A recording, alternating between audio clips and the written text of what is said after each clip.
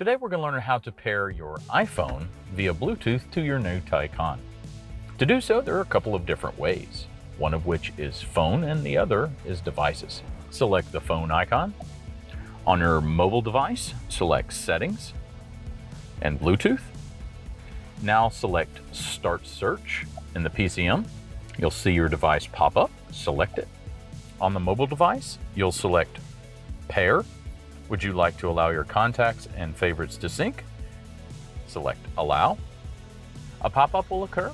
Would you like to use Apple CarPlay with this device? Select Yes. Your iPhone is now connected via Bluetooth to your new Taycan.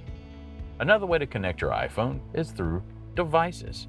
Select the Devices icon, and then select here at the top, Connect New Devices. Connect New Phone. On your mobile device, select Settings, and then Bluetooth. You'll see your phone pop up.